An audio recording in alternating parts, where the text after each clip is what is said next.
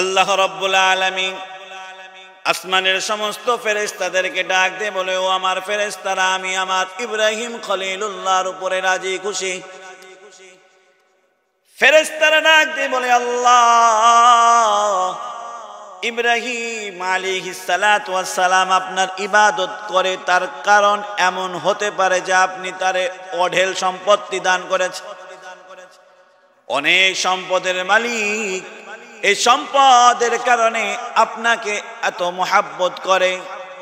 ফেরেশতারা ডাক দিয়ে বলে, আল্লাহ, হয়তো এমনটা হতে পারে যে আপনি তারে সম্পদ দিয়েছেন, এই সম্পদের জন্য আপনারে মোহাব্বত করে।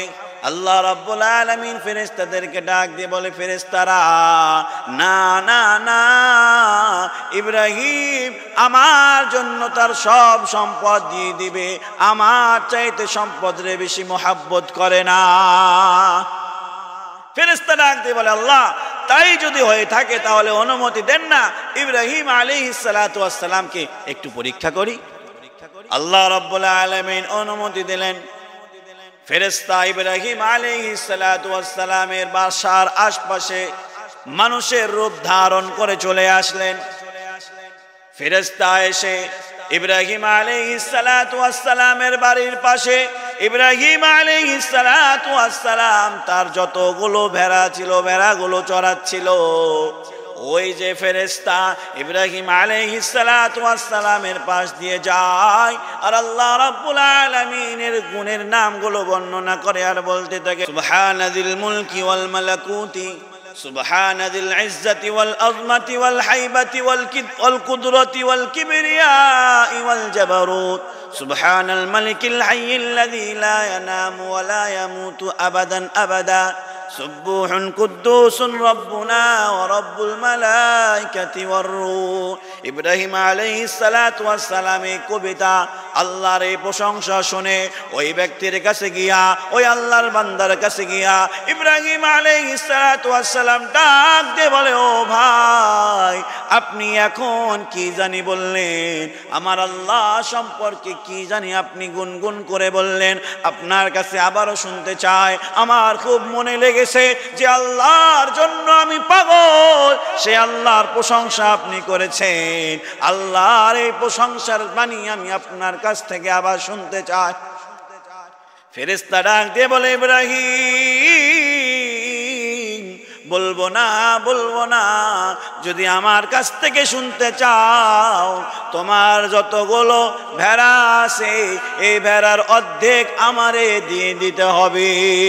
ইব্রাহিম আলাইহিস সালাতু ওয়াস সালাম ডাক দিয়ে বলে, রে ভাই, দেরি করার কোনো কারণ নাই, আপনি আমার কাছ থেকে আমার ভেড়াগুলো অর্ধেকটা চেয়েছেন, যান, অর্ধেকটা ভেড়া আপনারে দিয়ে দিলাম। আপনি আল্লাহ সেই প্রশংসার বাণী আমার সামনে আবার উচ্চারিত করেন।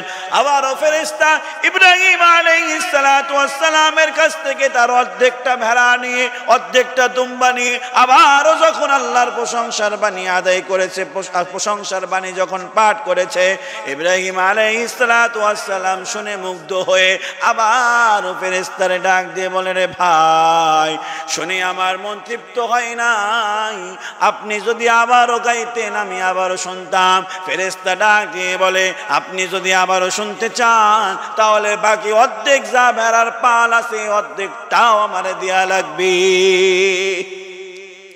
ইব্রাহিম আলাইহিস সালাতু ওয়াস সালাম কোনো কিছু চিন্তা না করে ফেরেশতারে ডাক দিয়ে বলে, জান জান, অর্ধেকটাও আমি আপনার জন্য দিয়ে দিলাম, আমার সম্পদ প্রয়োজন নাই, যে আল্লাহর জন্য আমি পাগল, সে আল্লাহর প্রশংসার বাণী আমি শুনতেও পাগল।